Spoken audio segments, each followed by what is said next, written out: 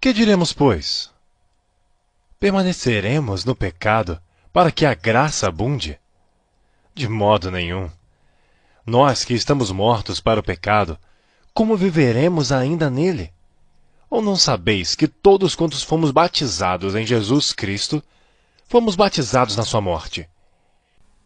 De sorte que fomos sepultados com ele pelo batismo na morte, para que, como Cristo foi ressuscitado dentre os mortos, pela glória do Pai, assim andemos nós também em novidade de vida.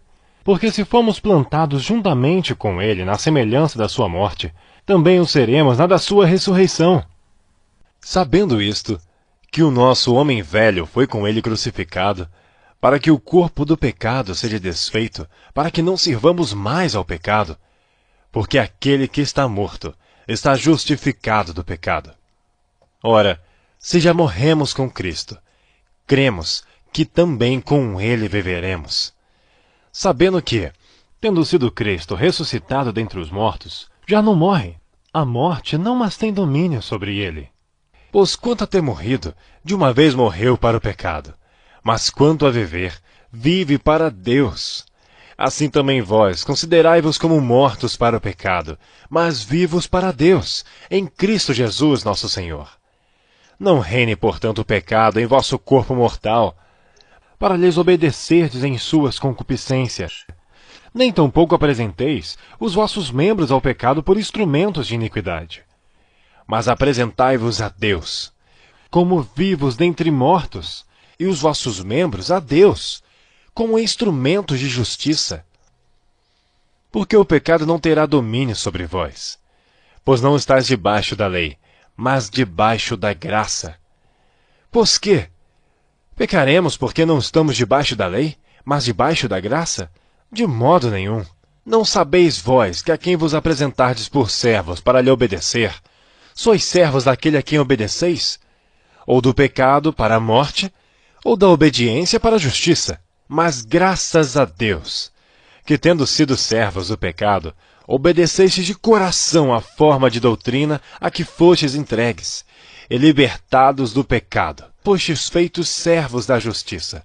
Falo como homem, pela fraqueza da vossa carne, pois que assim como apresentastes os vossos membros para servirem à imundícia e à maldade para a maldade, assim apresentai agora os vossos membros para servirem à justiça para a santificação. Porque quando eres servos do pecado, estavais livres da justiça. E que fruto tinhas então das coisas de que agora vos envergonhais? Porque o fim delas é a morte. Mas agora, libertados do pecado e feitos servos de Deus, tendes o vosso fruto para a santificação, e por fim a vida eterna. Porque o salário do pecado é a morte, mas o dom gratuito de Deus é a vida eterna, por Cristo Jesus, nosso Senhor. Capítulo 7.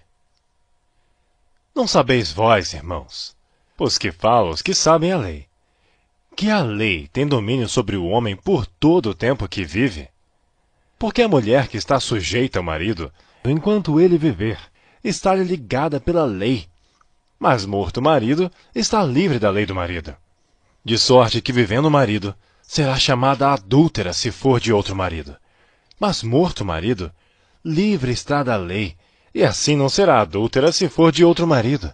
Assim, meus irmãos, também vós estáis mortos para a lei pelo corpo de Cristo, para que sejais de outro, daquele que ressuscitou dentre os mortos, a fim de que demos fruto para Deus.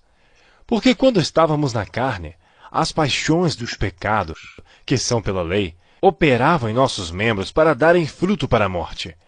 Mas agora, temos sido libertados da lei, tendo morrido para aquilo em que estávamos retidos, para que sirvamos em novidade de espírito, e não na velhice da letra. Que diremos, pois? É a lei pecado? De modo nenhum. Mas eu não conheci o pecado senão pela lei, porque eu não conheceria a concupiscência se a lei não dissesse, não cobiçarás. Mas o pecado, tomando ocasião pelo mandamento, operou em mim toda a concupiscência, porquanto sem a lei estava morto o pecado. E eu, n'algum tempo, Vivia sem lei, mas vendo o mandamento, reviveu o pecado e eu morri.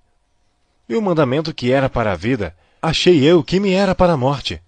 Porque o pecado, tomando ocasião pelo mandamento, me enganou e por ele me matou.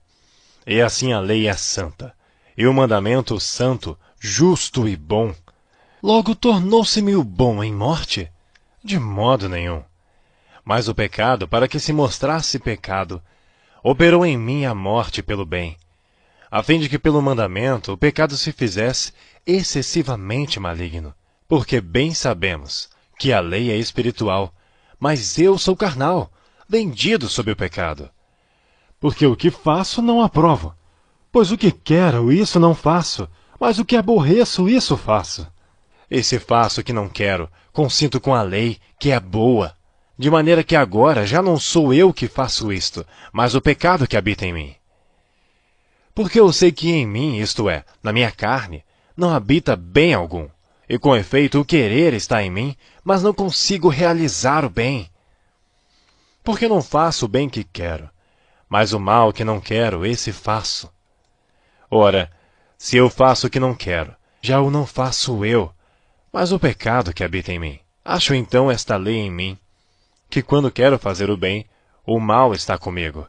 Porque segundo o homem interior, tenho prazer na lei de Deus, mas vejo nos meus membros outra lei, que batalha contra a lei do meu entendimento, e me prende debaixo da lei do pecado que está nos meus membros. Miserável homem que eu sou! Quem me livrará do corpo desta morte? Dou graças a Deus por Jesus Cristo nosso Senhor. Assim que eu mesmo, com o entendimento, sirvo a lei de Deus, mas com a carne, a lei do pecado. Que diremos, pois? Permaneceremos no pecado para que a graça abunde? De modo nenhum. Nós que estamos mortos para o pecado, como viveremos ainda nele? Ou não sabeis que todos quantos fomos batizados em Jesus Cristo, fomos batizados na sua morte?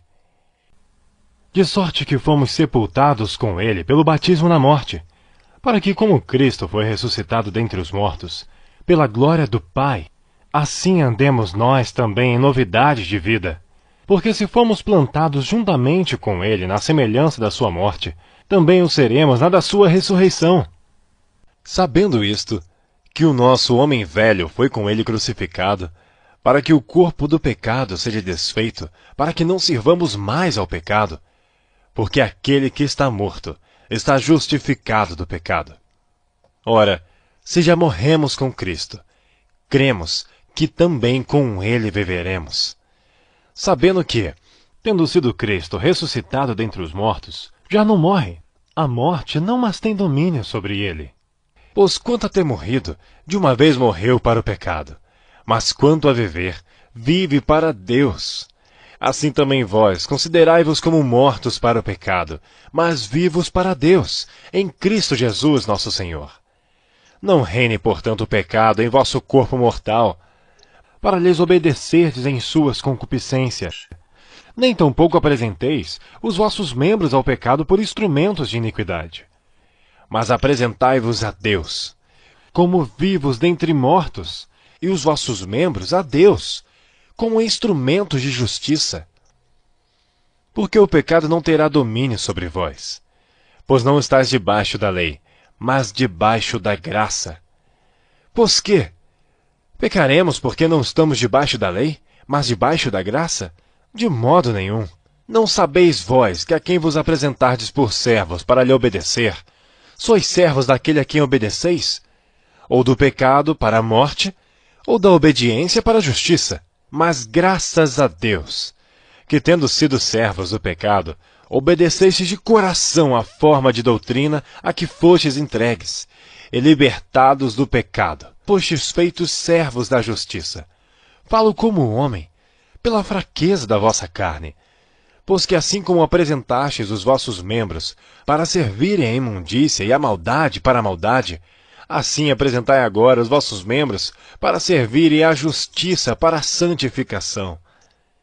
Porque quando eres servos do pecado, estáveis livres da justiça. E que fruto tinhas então das coisas de que agora vos envergonhais? Porque o fim delas é a morte.